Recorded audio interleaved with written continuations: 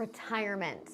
If you're anything like me, you probably hate thinking about the future because you think about saving that money to spend when you get older, but you probably just want to spend that money right now doing the things that you know you can do right now. But unfortunately, it's a fact of life. Social Security may not be able to carry us all the way through, and especially at maybe the lifestyle you're living now. So it is something that unfortunately we have to think about no matter what.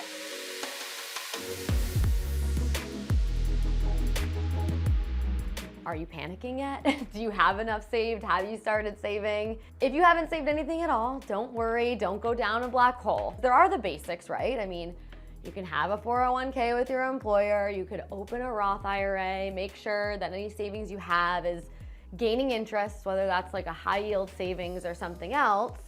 But we talked to Brad Thomas, and he is living proof that you can start at zero and still save for retirement, because in 2008, 2009, during the housing market crash, he lost millions of dollars. He had to start all over. And so he's gonna give us some tips on what he did and also what he advises some people to do.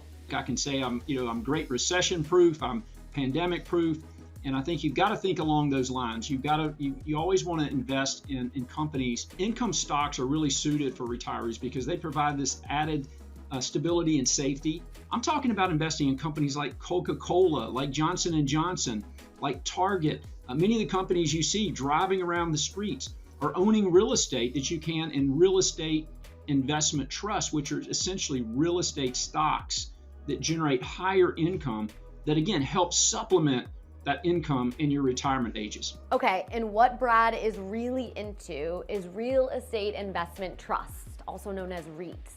This is what he used after the housing market crash, and he says it's a great way to start from anywhere, whether you have money saved up, whether you don't have any money saved up, and guess what? You don't necessarily need a lot of money to get involved in this.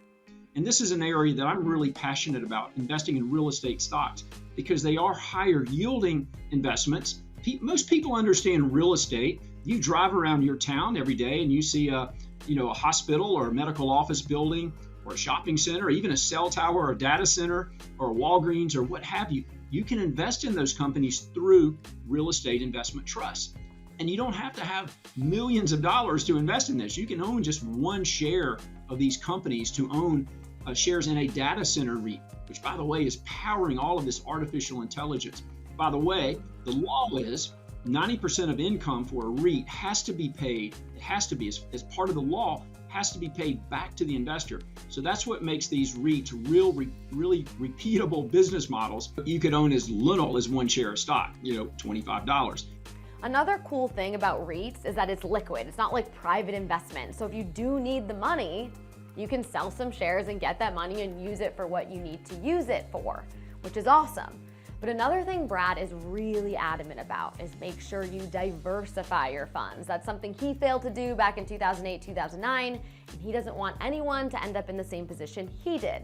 I think another really important thing to take away here is just diversify. That's another one of my lessons learned. When I was a real estate developer, I didn't have my capital invested in other asset classes. So had I diversified when that happened, again, I probably wouldn't have had as much loss that I experienced in 2008, 2009. So it's important to spread your capital around, not just investing in stocks, maybe even own some private real estate. There's nothing wrong with that. But again, every investor is going to have his or her own risk profile. Whether you're a do-it-yourself investor or a do-it-for-you investor, you've got to know those businesses that you're investing in. When I go to the doctor, I trust what he's saying to me because I didn't study a medical textbook. Whereas if I talk to a financial advisor, I think a lot of people just blindly trust that person because they're employed, they have this career, they went to school for it. So you're just kind of like, okay, I hope that they know what they're doing and I trust that they know what they're doing. Even if you've got an advisor, a financial planner, you need to know what those investments are and what shares you're investing in.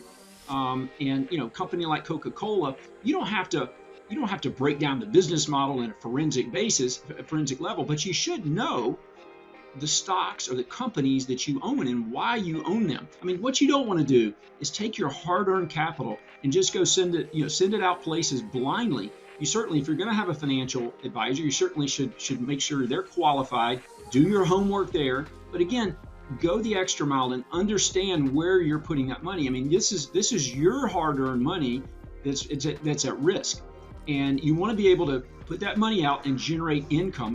The key is that income needs to come back to you.